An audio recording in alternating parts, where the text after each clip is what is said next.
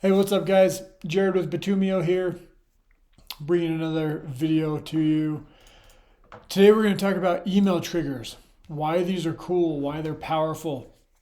So, think of email triggers as automated ways to notify internal staff, to notify customers, to follow up with prospects in a proposal. The concept behind email triggers and soon to be API triggers as well. The concept here is how do we better communicate with prospects, with staff, with customers throughout the entire life cycle of a proposal and project and job, okay? So as you can see, we have some defined in here. I'm going to jump in here and create a couple. So starting with the proposal, let's start at the beginning of the life cycle, okay? We're generating a proposal. We have various events. So if I come in to create a proposal, how many of us have started creating a proposal and then we get a phone call or somebody comes into the office and says, hey, we need your help, and you totally lose sight of it and you forget? We have an event that's called proposal draft, but not sent.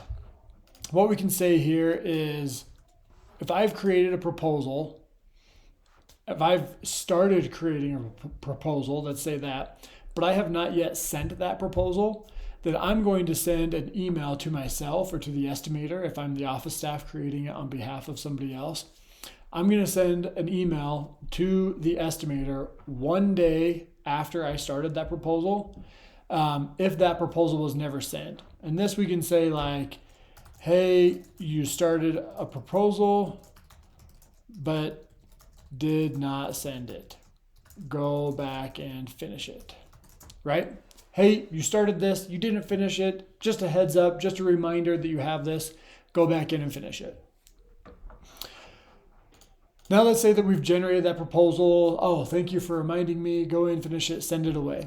Now we've got several other things. Because Bitumio manages the sending of the emails, we know when the email was opened. We know when they clicked from the email to the proposal. We know if they viewed the proposal, if they signed the proposal, et cetera, et cetera. So now we can start to get a little bit more granular with how we want to follow up with this customer. So let's say that we sent the proposal, but it wasn't viewed. Maybe it went to spam. Maybe they just haven't looked at it.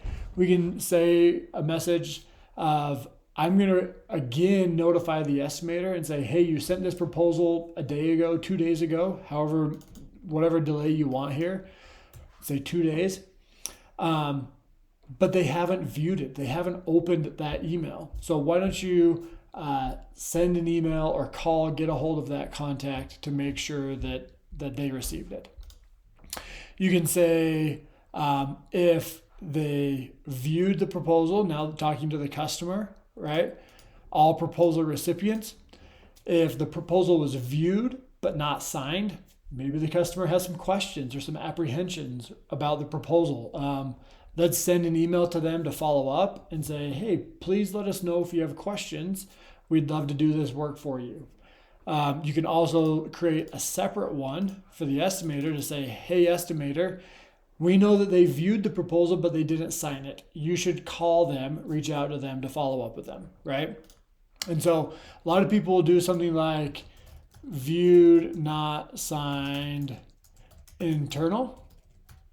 So you have specific internal language going to your estimator, more along the lines of, hey, they didn't sign this, but they viewed it. Go follow up with them. And then they have customer facing. And this is where, hey, please let us know if you have any questions about the proposal, Mr. Customer. We'd love to do this work for you. So you can have multiple triggers utilizing the same event if you wanted to communicate internally or externally, etc.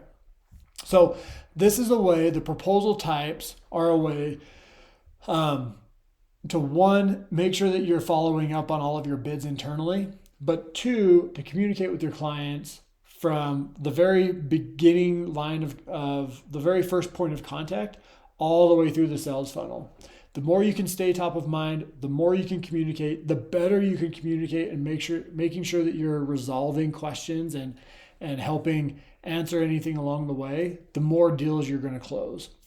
Marketing 101, right? Hey, do you have any questions? What can we do with you?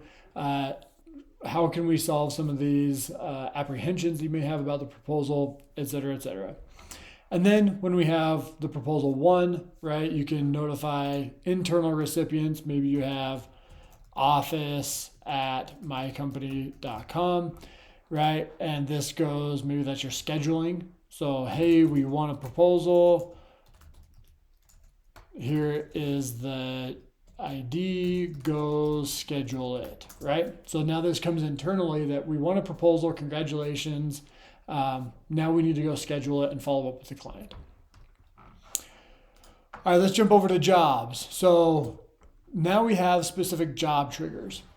So when the job is scheduled, let's say that we want to immediately notify the customer, this stays at 0, that, hey, Mr. Customer, your job has been scheduled for this date.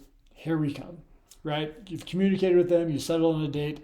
Now, Mr. Customer, we're coming to do your job on this date. We can say if it gets rescheduled, here's a new date. Sorry, we had to reschedule your job. It's raining every single day here in Utah right now. Sorry, we had to schedule your job because of the inclement weather. Here's a new schedule date.